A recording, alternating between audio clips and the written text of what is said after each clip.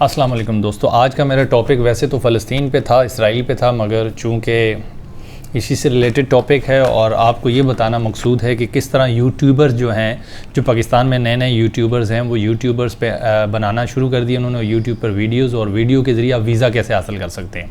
Basically आज का topic हमारा ये है। इस वीडियो को तफसील से देखें क्योंकि इसमें बहुत सारे मसाइल ऐसे हैं जो हम कर तो रहे होते हैं, फेस भी कर रहे होते हैं, और उन मसाइल का हमारे पास कोई हल नहीं होता। यूट्यूब पर आने के बाद और YouTube पे आने से पहले हमने क्या क्या ऐसे काम करने हैं कि हम जब YouTube को मुसलसल इस्तेमाल करते रहें तो एक तो हम रैंकिंग में आना शुरू हो जाएं, और कोई भी ऐसा कंसर्न टॉपिक होना चाहिए जो हालात हाज़रा पर मुनहसर हो। अब जैसे रिसेंटली फ़लस्तीन और इसराइल का मामला चल रहा है, हमास क्या कर रही है और दीगर मुस्लिम उम्मा क्या कर रही है, और इसी के साथ साथ इसराइल क्या कर रहा है, यूरोपियन किस तरह सोचते हैं, इंडियंस किस तरह सोचते हैं, ये एक हालात हाज़रा का आपके पास बहुत बड़ा टॉपिक है।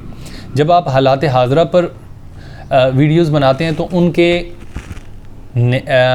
आम होने का, उनका चर्चा होने का ज़्यादा एडवांटेज मिलता है। मगर फ़लस्तीन और इसराइल पे वीडियो बनाते वक्त आपने कुछ चीज़ों का ख्याल इस तरह रखना है कि आप को ये मालूम हो कि हम जो वीडियोस बना रहे हैं इसमें कोई भी ऐसी बात न की जाए जो बायसिस का बायस हो, यानी बायस रख के हमने कोई बात नहीं करनी है। आपको जब तक किसी भी टॉपिक पे अबूर नहीं होगा, आपका यूट्यूब पे आना एक मसला है।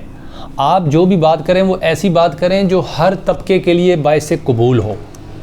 अगर आप फ़लस्तीन पे बात करना चाहते हैं, फ़लस्तीन पे वीडियोस बनाना चाहते हैं, यकीनन अगर आप मुसलमान हैं, यकीनन मुसलमान हैं, तो आप ये चाहते हैं कि वीडियोस फ़लस्तीन पे बनाई जाएं, तो आप अगर सिर्फ ये साइड बताएं कि फ़लस्तीनियों के साथ जुल्म हो रहा है और फ़लस्तीन ही सब कुछ मामला ठीक है और इसराइल जो है ना वो 100% गलत है, तो आपने उसको इस तरह अल्फाज में यूज़ करना है कि यूट्यूब का लाभ पे किसी किस्म का कोई पाबंदी भी ना लगाए और आपका जो हक़ है वो भी अदा हो जाए कि आप फ़लस्तीन के साथ यकजहती और फ़लस्तीन के साथ प्यार और मोहब्बत का इज़हार भी कर सकें। अब फ़लस्तीन के साथ यकजहती करना आप उसको इस तरह देख लें, कुरान ने किसी भी जगह ये नहीं कहा, बल्कि हुक्म दिया है कि जब आपका इन लोगों से वास्ता पड़ जाए, जब आप जद्दोजहद करें और इनके ख़िलाफ़ खड़े हो जाएं, या आपके अगेंस्ट ये खड़े हैं तो फिर आप भी खड़े हो जाएं, तो फिर इस्तकामत दिखाएं। मुसलमानों को ये हुक्म दिया गया। फिर दूसरी तरफ ये हुक्म दिया गया कि इनके बच्चों को आप नहीं मारेंगे। फिर इस्लाम को ये हुक्म दिया गया। ये चीज़ें हैं जो आपने इनकरेज करनी है, लोगों को बतानी है। इस्लाम फिर आपको ये भी कहता है कि आपने इनकी फसलें तबाह नहीं करनी है। इस्लाम आपको ये भी कहता है कि इनकी ख़वातीन को आपने हाथ नहीं लगाना। इस्लाम आपको ये भी कहता है कि फिर आपने बूढ़ों को हाथ नहीं लगाना, बूढ़ों को आप ऐज़ा नहीं दे सकते, उनकी खड़ी फसलों को आग नहीं लगा सकते। इस्लाम इतना पुरअमन दीन है। फिर इस्लाम आपको इस हवाले से और भी बहुत सारी चीज़ें देता है। देखिए, मैं आपको ये बताना चाह रहा हूँ कि आप फ़लस्तीन पे वीडियो ज़रूर बनाएं, साथ ये भी बताएं कि हमारा इस्लाम क्या चाहता है। हमारा इस्लाम ये चाहता है पूरी दुनिया में अमन हो। जैसे अगर इसराइल वाले अमन से रहना चाहते हैं तो फ़लस्तीन वाले भी अमन से रहना चाहते हैं। पूरी दुनिया को ये मैसेज जाए कि हम पॉजिटिव सोचते हैं, हमारे पास इल्म है, हमारे पास नॉलेज है। ऐसा ना हो कि हम यूट्यूब पे भी आ जाएं और यूट्यूब पे हम वो ऐसी बातें करते रहें जो कल आप किसी भी यानी मसले का शिकार हो जाएं, आपका चैनल बंद हो जाए, आपको वीज़ा मिलने के बजाय उल्टा चैनल ही बंद हो जाए। आप ऐसी बात करें जो अल्लाह भी राज़ी हो आपका और फ़लस्तीन से यकजहती भी हो जाए और आपका हालात हाज़रा का प्रोग्राम भी चलता रहे। फ़लस्तीन से यकजहती मेरे दोस्तों अल्लाह की रज़ा के लिए होना चाहिए। देखें, फ़लस्तीन का जो मामला है या इस तरह जहाँ भी हम मुसलमान मज़लूम हैं, तो उसको आपने इस सेंस में देखना है कि मुसलमान की जो दोस्ती है वो भी सिर्फ़ और सिर्फ अल्लाह के लिए होती है, और मुसलमान की जो दुश्मनी है वो भी सिर्फ़ और सिर्फ अल्लाह के लिए होती है। जैसा कि हज़रत अली का एक वाक़या आपने बचपन से हम लोग सुनते हुए आ रहे हैं कि एक उनके साथ मारका राई होती है। लड़ाई के दौरान एक शख्स जो है वो नीचे गिर जाता है। हज़रत अली जो है उनकी किला कमा करने लगते हैं, तो वो नीचे से कुछ गलत अल्फाज कह देता है। कुछ माहिरीन मौरख़ीन लिखते हैं कि वो नीचे से थूक देता है। जैसे ही थूकता है तो हज़रत अली जो है वो तलवार को छोड़ देते हैं और उसे कहते हैं दोबारा, और उसकी तरफ तलवार फेंकते हैं, दोबारा लड़ मेरे साथ। अब ये वाक़या बहुत गैर मामूली वाक़या है, मगर हम इसको चूँकि हम सादा से अल्फाज में बता रहे हैं, सादा सा आदमी बताने वाला होता है, तो हम इसको अहमियत नहीं देते। बज़ाहिर आप इसके अंदर बज़ाहिर भी देखें, डेप्थ में जाके भी देखें। हज़रत अली का ये जो वाक़या है वो ये बता रहा है, हज़रत अली ने उस शख्स ने हज़रत अली से पूछा रज़ी अल्लाह अन्हु कि यार मैं तो बस उसके करीब था कि तुम मुझे इस दुनिया फ़ानी से कूच करवा देते, तो तुमने मुझे छोड़ा क्यों? तो वो हज़रत अली के अक़वाल में से है कि उन्होंने फ़रमाया कि मैं तुम्हें अल्लाह की रज़ा के लिए तुम्हारे साथ लड़ाई कर रहा था। अब तुमने जब मुझ पे थूका या मुझे गलत लफ्ज़ बोला, जो भी उसने हरकत की, घटिया हरकत की, तो उसमें फिर मेरा गुस्सा शामिल हो गया। मुझे ऐसे लगा कि तुमने मेरी उसको भी, मेरे अंदर की गैरत और मेरे अंदर की वो जो थी, जो है कि इंसान होने के नाते हमारे अंदर जो हिस्से हैं, गुस्से की हिस्स भी है, तो वो मेरी ललकारी है। तो अब मैं अगर तुम्हारे साथ वो मामला करता जो मैं अल्लाह के लिए कर रहा था, अगर मैं तुम्हारे अगेंस्ट तुम्हारी मैं वो किला कमा कर देता, तो फिर ये मेरा गुस्सा शामिल हो जाता, अल्लाह की रज़ा न होती, क्योंकि मैं अपनी गुस्से की खातिर तुम्हें मारता। अच्छा ये तुमने थूका या गाली दी तो मैं तुम्हारे साथ ऐसे कर रहा हूँ, तो वो फिर अल्लाह की रज़ा उसमें से निकल जाती, इसलिए मैं अल्लाह के लिए लड़ रहा हूँ, मेरे साथ तो तुम्हारी कोई दुश्मनी तो है नहीं। तो लिहाजा मेरा जीना भी अल्लाह के लिए, मेरा मरना भी अल्लाह के लिए, मेरा लड़ना भी अल्लाह के लिए। लिहाजा मैं तुम्हें छोड़ता हूँ, तुम दोबारा लड़ो मेरे साथ। जब उस शख्स ने ये देखा और हज़रत अली ने उसकी तरफ तलवार फेंकी, तो वो शख्स वहीं पे उसका दिल नरम हो गया। उसने कहा जो इस्लाम इतनी प्यारी आदात सिखाता हो, इतने बेहतरीन मैनर्स सिखाता हो, इतनी बारीकी सिखाता हो, वो इस्लाम कभी बुरा नहीं हो सकता। वो खुदा, वो अल्लाह, वो मोहम्मद कभी गलत नहीं कह सकते। तो वो शख्स वहीं पे ईमान लाया और उस तरफ से लड़ने वाला फिर इस तरफ से लड़ने वाला हो गया। तो तारीख़ इस्लाम इन चीज़ों से भरी पड़ी है। हमने ये मैसेज नहीं देना फ़लस्तीन पे कि हम बुरे हैं। हमने फ़लस्तीन में फ़लस्तीनियों के साथ यकजहती के साथ साथ उनके लिए दुआ भी करनी है, और इसराइल वालों के लिए भी ये दुआ करनी है कि अल्लाह उनको भी हदायत दे और उनकी नस्ल में से अल्लाह पाक कुछ ऐसे मामलात करे, चाहे वो क्रिश्चन हो चाहे वो यहूदी हो, अल्लाह उनकी नस्लों को हदायत दे कि वो इन बातों को समझें कि मुसलमान कोई भी आपके लिए यानी कि ज़रर का बायस नहीं है। आपको ज़मीन चाहिए, अल्लाह पाक आपको ज़मीन दे देंगे, आप ज़मीन पे बात करें, बैठें, आप ज़मीन ले लें, जिस एरिया में आप रहना चाहते हैं आप अपने एरिया में रहें, उन्हें अपने एरिया में रहने दें। ये डायलॉग के ज़रिए ये मसाइल हल हो सकते हैं। तो मुसलमान कभी भी किसी के लिए नफ़रत का बायस नहीं हुआ करता। आपके पास ये टॉपिक है यूट्यूब पे, आपको फ़लस्तीन के हवाले से बहुत सारा लंबा टॉपिक मिल सकता है। इस पे आप मुख्तलिफ़ अंदाज़ में 2-2, 3-3, 4-4 मिनट्स के क्लिप बनाएं और मुसलसल बनाते रहें इससे। मगर इसमें एक बात को आपने मद्देनज़र रखना है कि इसमें हर तरफ आपके लिए अल्लाह की रज़ा होनी चाहिए कि मैं अपने फ़लस्तीनी भाइयों के साथ यकजहती और यहूद व नसारा को ये बताने के लिए कि यार आप अगर हमसे कोई गलती है तो आपसे भी गलती हो रही है, ठीक है। जो उनसे गलतियां हैं उनको भी पॉइंट आउट करवाना है, जो हमारी गलतियां हैं हमने उनसे सीखना है और अपने उम्मत मुसलमान से इज़हार यकजहती सिर्फ़ इसलिए करनी है कि अल्लाह की रज़ा हो।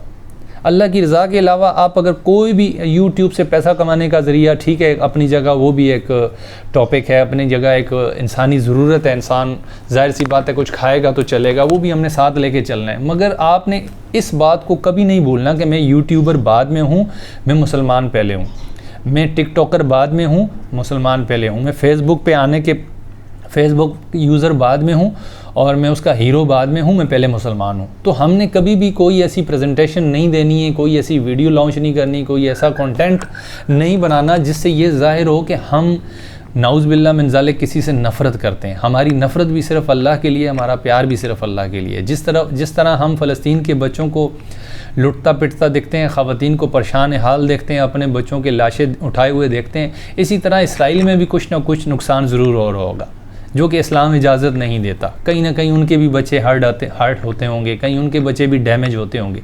तो हमारी दुआ है कि अल्लाह उनको हदायत दे और हमारे मुसलमानों पर खुसूसी रहम फरमाए। लिहाजा जब भी आप इस टॉपिक पे वीडियो बनाएं, आप यूट्यूबर हैं या आप कोई भी किसी भी सोशल मीडिया से आपका ताल्लुक़ है, तो इस चीज़ को सामने रखिएगा कि अल्लाह की रज़ा आपके सामने होनी चाहिए। ये नहीं है कि आप इस टॉपिक को देखें और आप इस पर धड़ाधड़ वीडियोस डालना शुरू कर दें। आपको यकीनन यूट्यूब पे आने की वजह से, यूट्यूब फेमस होने की वजह से आपको वीज़ा भी मिलेगा। जो यूट्यूबर्स हैं, बहुत सारी कंट्रीज़ दुनिया में वीज़ा देना शुरू हो गई हैं। बहुत सारी कंट्रीज़ ने ऐसे लोगों के लिए जो कम से कम $1000 की इनकम रखते हैं और यूट्यूबर हैं, उनको वीज़ा फ्री कर दिया है। 6 मंथ का विज़िट दिया है कि आप आएँ, विज़िट करें, देखें अगर आपको हमारी कंट्री अच्छी लगे। जैसे कनाडा ने किया है और भी बहुत सारी कंट्रियाँ अभी कर रही हैं, इस पर पेपर वर्क चल रहा है। तो आपको फ्री वीज़ा ज़रूर मिलेगा मेरे दोस्तों, मगर इस फ्री वीज़े की लालच में हमने काम नहीं करना, हमने अल्लाह की रज़ा के लिए काम करना है। मैं सबसे पहले टीचर हज़रात को कहूँगा कि वो यूट्यूब पर आएँ और अपना इल्म लोगों से शेयर करें। इस इल्म के ज़रिए न सिर्फ आपके पाकिस्तानी माशरे में तब्दीली आएगी, आपकी मईशत भी अच्छी होगी, आपके मुल्क की मईशत भी अच्छी होगी और आपको एक्सप्लोर करने का मौका मिलेगा, न सिर्फ अपने आप को बल्कि दुनिया को एक्सप्लोर करने का मौका मिलेगा, आपको प्रेजेंटेशन का मौका मिलेगा, आप प्रेजेंट कर सकते हैं अपने आप को दुनिया के सामने। इस तरह आपके घर की मईशत भी अच्छी होगी और मुल्क में जो आम आदमी है उसको सीखने सिखाने का कुछ मौका मिलेगा। यूट्यूब पे अभी लाखों टॉपिक्स ऐसे हैं जो पढ़े हुए हैं। यूरोप के अंदर बहुत सारे लोग ऐसे भी हैं मेरे दोस्तों जो बहुत आसानी के साथ अपने घर में बैठे हुए अपना एसी खुद ठीक कर लेते हैं। किस तरह? अपना फ्रिज खुद ठीक कर लेते हैं, अपनी गाड़ी की छोटी मोटी रिपेयरिंग खुद कर लेते हैं। क्यों? यूट्यूब पे सीखते हैं। वो अपनी जो वो सीखते हैं वो वीडियो बना के यूट्यूब पे डाल देते हैं। वो इंग्लिश में बनाते हैं, आप उर्दू में बनाए, वो इंग्लिश में बनाते हैं, आप पंजाबी में बनाए, वो इंग्लिश में बनाते हैं, आप सिंधी में बनाएं, अपनी लैंग्वेज में बनाएं। आपको जो भी हुनर आता है आप उसकी वीडियो बनाएं और लोगों को सिखाएं। सिखाने से न सिर्फ आपको यूट्यूब पैसा देगा बल्कि आपका दिया हुआ इल्म लोगों के लिए बतदरीज रहमत का बायस बनेगा, लोगों के लिए रोज़गार का बायस बनेगा। तो जिस तरह आप अगर एसी का काम करते हैं, आप लकड़ी का काम करते हैं, बढ़ाई का काम करते हैं, कोई भी ऐसा काम जो आप समझते हैं कि मेरे अंदर ये टैलेंट है, उसको यूट्यूब पे डालें।